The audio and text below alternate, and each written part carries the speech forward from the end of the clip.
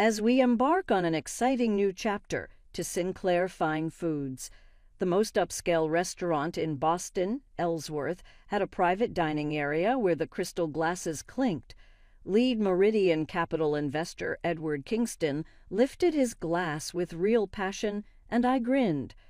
I had finally obtained a $8 million investment to expand my family's specialized food company nationwide after months of talks. The investors were grinning, the champagne was flowing, and my parents looked happier than I had seen them in a long time. Madison Sinclair is my name. I gave up a bright future in finance 8 years ago in order to preserve my parents' faltering gourmet store. Everyone said I was insane for quitting my 6-figure job to work for a family firm that was on the verge of going bankrupt. However, where others saw only danger, I saw opportunity. "I remember when your parents' shop was just that little storefront in Cambridge," said Vivian, my old business school lecturer who had put me in touch with the investors. "Now take a look at those manufacturing agreements, nationwide distribution, and an online subscription model. Amazing metamorphosis, Madison." The investors' grateful nods filled me with pride. It had not been a simple voyage. I had established key alliances, relaunched our product line, reorganized operations, and created an e-commerce infrastructure from the ground up.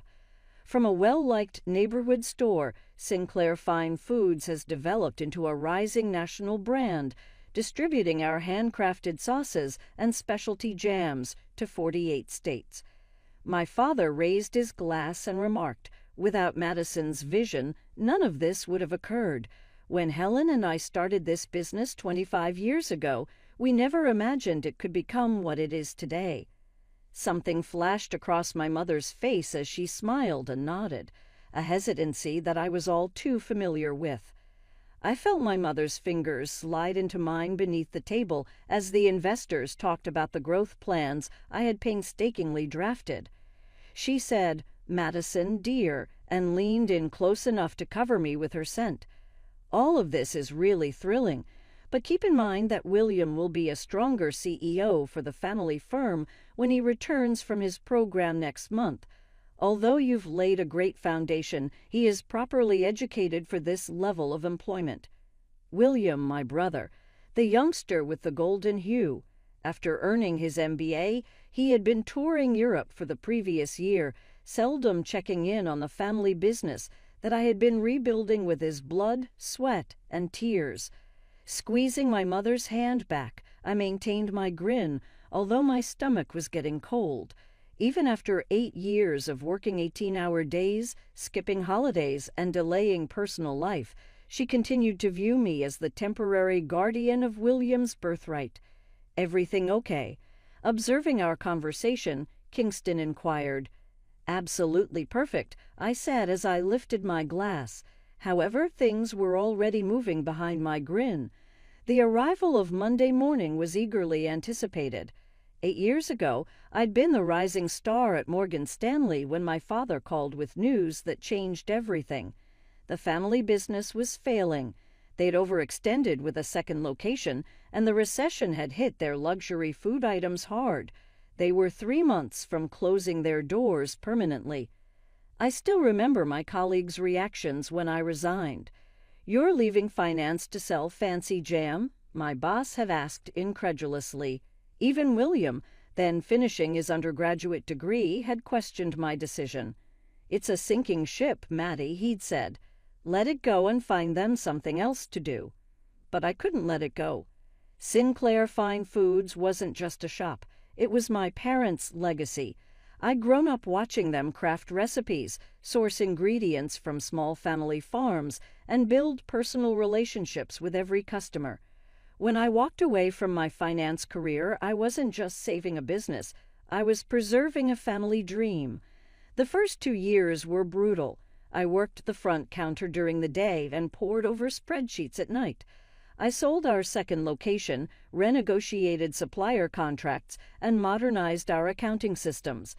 I took out a second mortgage on my condo to fund our first e-commerce platform, then slept on a cot in the stockroom for 6 months when I couldn't make both the mortgage and rent payments. William graduated and took an entry-level position at a consulting firm. He occasionally offered advice from the sidelines, but was too busy building his own career to help with the family business. My parents never seemed to mind his absence, always quick to point out how he was gaining valuable experience that would someday benefit Sinclair Fine Foods. Meanwhile, I was transforming the business. Our handcrafted preserves caught the attention of a food blogger whose post went viral. I leveraged that exposure into a subscription box service that now had 20,000 monthly subscribers. Last year, I secured partnerships with 3 national gourmet grocery chains, increasing our revenue by 340%. Through it all, my parents remained curiously ambivalent about my contributions. They were grateful, certainly, but there was always an underlying current of "this is temporary" in their praise.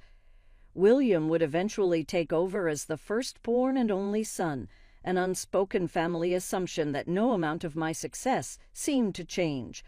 Madison Kingston's voice pulled me back to the present. The investors were looking at me expectantly. "I'm sorry," I said, composing myself. "Could you repeat that?" "I was asking about your vision for the company's leadership structure moving forward," Kingston said. "Your operational plan is excellent, but I want to make sure we're aligned on management." The question hung in the air as my mother tensed beside me. This was the moment I'd been dreading and anticipating for years. "The leadership structure will remain as it is currently," I said carefully, aware of my mother's eyes on me. "I'll continue as CEO, with my parents serving as brand ambassadors and advisors to preserve the authentic family story that our customers connect with."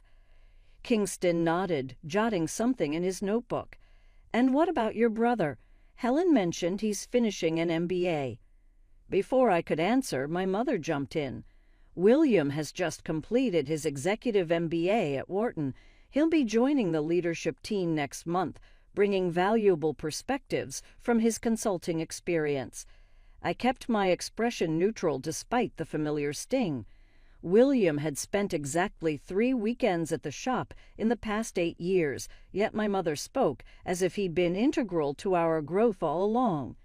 Kingston's gaze shifted between my mother and me, clearly sensing the tension. "I see. And what will his role be?" "We haven't finalized that yet," I said quickly. "We're focusing on closing this investment round first." But my mother wasn't finished. "William has always had the strongest head for business in the family," she continued proudly. "Madison has done wonderfully with the creative aspects, but William understands the financial side in a way that will be crucial for this expansion." I nearly choked on my drink. I'd been a financial analyst before joining the family business, had restructured our entire operation, and had just secured an $8 million investment that William knew nothing about. Yet somehow, in my mother's mind, he was the business expert. I noticed Kingston exchange a glance with Diane Thomas, another key investor. Something shifted in the atmosphere, a subtle recalculation that I recognized from my years in finance. They were reassessing the deal. "Mrs. Sinclair," Kingston said carefully, "our investment is largely based on Madison's track record and vision. We'd need to discuss any significant leadership changes before finalizing the agreement." My mother looked surprised, as if it had never occurred to her that the investors might back me rather than the family name. My father cleared his throat uncomfortably. Of course," he said. "We're all on the same page here. Madison has built something remarkable, and we're just proud parents, excited to have both our children involved. Nothing set in stone." The conversation shifted to safer topics, but the damage was done. As dinner wound down, I noticed Kingston speaking quietly with his team, their expressions serious. When we said our goodbyes, his handshake was firmer than usual. "We should talk," he murmured. "First thing Monday, just you." I nodded, understanding perfectly. The investors hadn't missed my mother's meaning, or the implications for their $8 million. As my parents and I rode back in the town car, They chatted excitedly about William's return, seemingly oblivious to what had just happened. I stared out the window at the passing city lights, a plan already forming in my mind. Monday was going to be interesting, very interesting indeed. I barely slept that night. By 6:00 a.m. Saturday, I was at my desk in the empty Sinclair Fine Foods headquarters, surrounded by spreadsheets, market analyses, and 8 years of documentation. The cleaning staff looked surprised to see me there on a weekend, but they'd grown accustomed to my unconventional hours over the years. "Miss Sinclair, everything okay?" asked George, our head of maintenance, who had been with us since I'd taken over. "Just preparing for a big meeting," I replied, not looking up from my laptop. "Another one? After that fancy dinner last night, you work too hard, you know." I smiled despite myself. "I appreciate the concern, George, but this one's important. Maybe the most important meeting I've ever had." After he left, I made a call I'd been considering for months, but had held off on out of family loyalty. "Madison, it's 6:30 on a Saturday," came Vivian's groggy voice. My former professor and mentor had always been an early riser, but even this was pushing it. "I need your advice," I said without preamble, "and possibly your help." 45 minutes later, Vivian walked through the door with 2 coffees and a determined expression. After explaining the situation, she sat back and studied me carefully. "You've been anticipating this moment for years," she observed. "What do you really want, Madison?" The question hung in the air as I considered my answer. What did I want? Recognition from my parents, the CEO position I'd already been performing, or something else entirely? "I want what I've earned," I said finally, "and I want to stop pretending that my family values my contribution." Vivian nodded. "Then let's make some calls." By noon, I'd spoken with Kingston and arranged an emergency meeting with the investment team for Sunday morning. I'd also called my loyal employees, Daphne from marketing, Jason from operations, and Tamara from product development, asking them to come in for an urgent strategy session. These were people who had been with me from the beginning, who had built this company alongside me while William was off finding himself before his MBA. My parents called twice, wanting to discuss exciting ideas William had shared for the business. I let the calls go to voicemail. This weekend wasn't about William or my parents. It was about securing my future, with or without Sinclair Fine Foods. Sunday morning arrived with a knot in my stomach. I'd barely slept, running financial projections, until 3:00 a.m. Kingston and his team arrived at 9 sharp, their expressions a mix of concern and curiosity. "Madison," Kingston began as they settled into our conference room, "I've been in this business for 20 years, and I've learned to trust my instincts. Something happened at that dinner that concerns me." "You're right to be concerned," I said, sliding folders across the table to each of them. "Page 1 is the current organizational chart of Sinclair Fine Foods. Page 2 is what I suspect it will look like if my parents have their way after the investment closes. The second chart showed William as CEO, with me shifted to a vague creative director role with no real authority." Kingston frowned. This wasn't what we discussed during our negotiations. "No," I agreed. "It wasn't. But it's been the unspoken plan in my family since I joined the business. No matter what I achieve, William is the presumed heir to the company." "And what's on page 3? asked Diane Thomas, flipping forward in her folder. I took a deep breath. That's my counter-proposal. The room went quiet as the investors reviewed the document.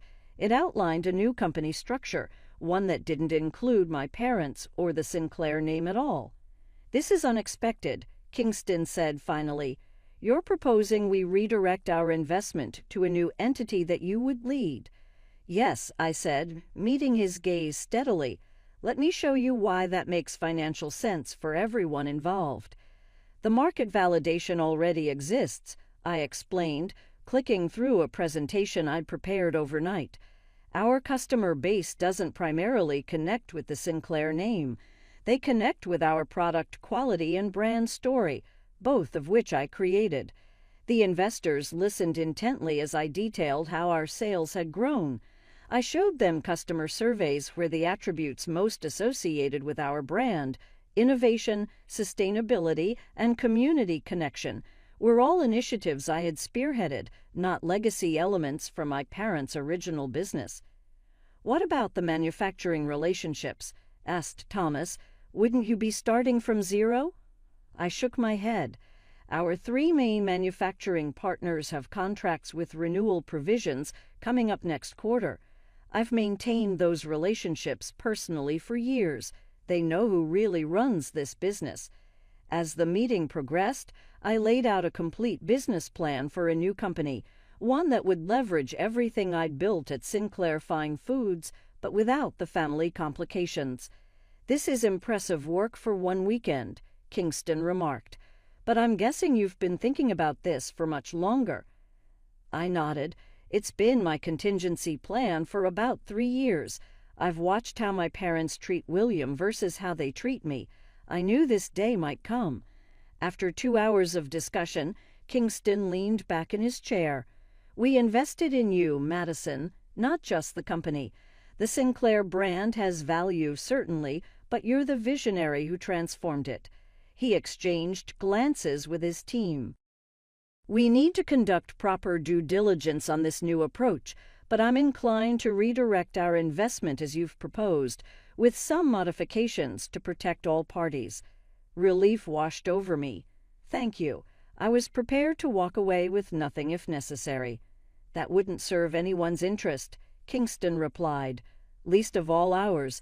But I have one condition. You need to have an honest conversation with your parents before we finalize anything. Give them a chance to recognize what they're about to lose." I wanted to refuse, to spare myself the inevitable pain of that confrontation, but I knew he was right. "I'll speak with them tonight." After the investors left, I met with my core team, the people who had helped build the company alongside me. I hadn't told them about my contingency plan before, unsure if they would see it as disloyalty to the family business. "I always wondered if you had an exit strategy," Daphne said after I explained the situation. "The way your parents talk about William, it was only a matter of time." Jason nodded.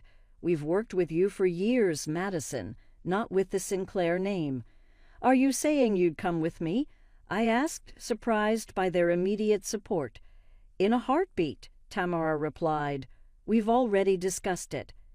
We figured this day might come, especially with William finishing his MBA. The knowledge that my team had anticipated this scenario and had already decided to follow me gave me the final boost of confidence I needed. They weren't just employees. They were allies who recognized my value even when my family didn't. That evening, I drove to my parents' house with a strange sense of calm. For years, I'd been fighting for recognition, trying to prove my worth through dedication and results. But now I understood no amount of success would ever change how they saw me. William would always be their chosen successor, regardless of his minimal contribution or my proven track record. As I pulled into their driveway, my phone rang. It was William calling from the airport. "Hey, Maddie," he said cheerfully. "Just landed. Mom said something about a big investment. Sounds like the timing of my return couldn't be better." I smiled to myself. "The timing is perfect," I agreed. "I'll see you tomorrow at the office." Tomorrow, Monday, when everything would change. The Sunday evening conversation with my parents went exactly as I'd expected. My mother was shocked that I would even consider abandoning the family legacy. My father, always the peacemaker, tried to suggest a compromise where William and I could co-lead the company. "I've been running this business alone for 8 years," I reminded them. "Why would I need a co-leader now, just as we're about to expand?" "William brings fresh perspectives," my mother insisted, "and he's always had the strongest business mind in the family." "Based on what evidence?" I asked, struggling to keep my voice level. his consulting job that he quit after 2 years, his MBA that I paid for while reinvesting my salary into saving our company. My father looked pained. "Madison, please understand, this was always the plan. William is the firstborn." "I'm 37 years old," I interrupted. "I've increased company revenue by 3,000% since taking over. I secured an $8 million investment based on my vision and execution. But none of that matters because William was born first, because he's your son and not your daughter." The silence that followed told me everything I needed to know. They had no defense except tradition and preference. "The investors are backing me, not the family name," I said finally. "You have until tomorrow morning to decide if you want to recognize that reality or lose everything I've built." I left them stunned in their living room, a family photo from my childhood staring down at us from above the fireplace. William front and center, me slightly off to the side. It had always been that way. I realized I just hadn't wanted to see it. Monday morning arrived, bright and clear. I'd arranged for the investors to meet me at the office at 9:00 a.m., knowing that my parents typically arrived at 8:30, and William had texted that he would join for his first day at 8:45. I arrived at 7:30, giving myself time to center my thoughts and prepare for what was coming. To my surprise, Daphne, Jason, and Tamara were already there, along with about a dozen other key employees. What are you all doing here so early?" I asked. Daphne smiled. "We wanted you to know you're not alone in this. Whatever happens today, we're with you." The gesture nearly broke my composure, but I managed a grateful nod before retreating to my office to review my notes one final time. At 8:30 sharp, my parents walked in, their expressions tense but determined. My mother was dressed formally, as if for an important presentation. My father looked tired, the argument from last night clearly weighing on him. At 8:42, William strolled in, wearing an expensive suit and exuding the casual confidence of someone who has never had to fight for recognition. He greeted employees he barely knew with handshakes and declarations of how excited he was to take the helm of the family business. I watched from my glass-walled office as he worked the room, already playing the role of CEO without having earned a single moment of it. My mother beamed with pride, pointing out various aspects of the operation to him as if he were a visiting dignitary, rather than someone who should have been in the trenches with us for the past 8 years. At precisely 9:00 a.m., the elevator doors opened, and Kingston walked in with his investment team and 2 people I recognized as partners from Meridian Capital's legal department. The atmosphere in the office immediately shifted. Employees, sensing that something significant was about to happen, watched as my mother hurried over, extending her hand. "Mr. Kingston, we're so delighted you're here. I'd like to introduce you to my son, William. He's just returned from—" Kingston interrupted her politely but firmly. "Actually, Mrs. Sinclair, we're here to speak with Madison, though I think it would be beneficial for all of you to join us in the conference room." The moment of reckoning had arrived. The conference room felt charged with tension as everyone took their seats, my parents and William on one side, the investment team on the other, with me at the head of the table. Years of unspoken family dynamics were about to collide with cold business reality. Kingston opened his briefcase and laid out several documents. "Before we begin, I want to clarify something important. Meridian Capital's investment was approved based on Madison's leadership and vision for this company. Our due diligence focused on her track record, her team, and her growth strategy." William shifted uncomfortably in his seat. My mother's smile became fixed. "Since Friday evening's conversation," Kingston continued, "we've had to reassess our position. It's become clear that there may be some discrepancy in expectations regarding the company's future leadership."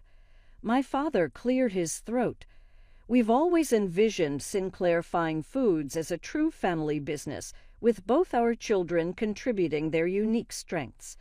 With all due respect, "Mr. Sinclair," Diane Thomas interjected, "our investment was predicated on continuity of leadership. Madison has demonstrated exceptional business acumen, growing this company from near bankruptcy to a national contender. Any significant change to that leadership represents a material alteration to our agreement." William leaned forward, the confidence in his voice belying his complete lack of involvement in the company for the past 8 years. "I can assure you that my executive MBA and consulting experience make me well qualified to—" "To what?" Kingston asked bluntly. "To replace the person who saved this company, who increased its valuation by 3,000%, who secured this investment in the first place." The room fell silent. My mother's face had gone pale, her eyes darting between William and Kingston.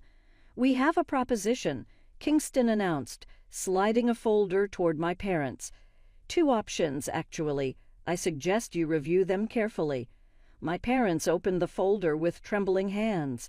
Inside were 2 legal documents.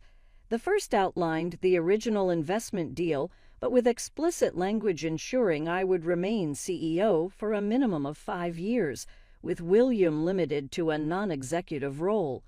The second document was something else entirely, a term sheet for a $10 million investment in a new company, one that would be founded and led by me, with no connection to the Sinclair name or family ownership. "What is this?" my father asked, his voice barely above a whisper. "Insurance," I replied calmly, "in case you still don't understand what's actually valuable about this company." William snatched the second document, his face flushing as he scanned its contents. "You're threatening to start a competing business, your own family?" "I'm protecting the value I've created," I corrected him. "Value that you had no part in building." "William, where were you when I was sleeping on a cot in the stockroom to make payroll? When I was personally delivering orders because we couldn't afford shipping fees? When I was redesigning our entire product line while working the register?" My mother looked stricken. "Madison, you can't possibly mean to abandon your family legacy." The door to the meeting room opened before I could reply. Jason, Tamara, Daphne, and at least 15 other staff members, many of whom had worked for the firm for years, came in behind her. "We wanted to make things known," Daphne replied in a crisp, assured voice. "I apologize for the interruption. We'd accompany Madison if she departs to launch a new business. Every one of us." Whispers filled the room. My parents looked incredulously at the gathered staff, the lifeblood of the business they believed they owned.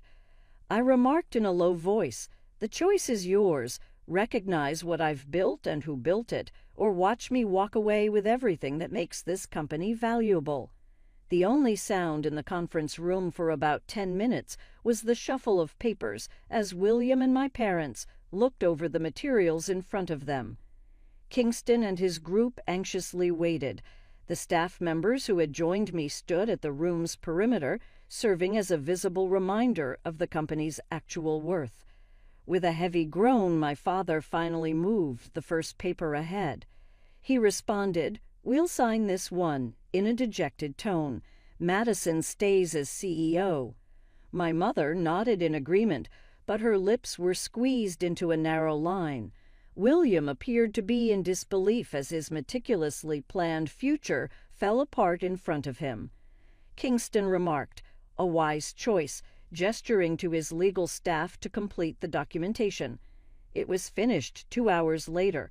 The investment would move forward with clear safeguards for my job.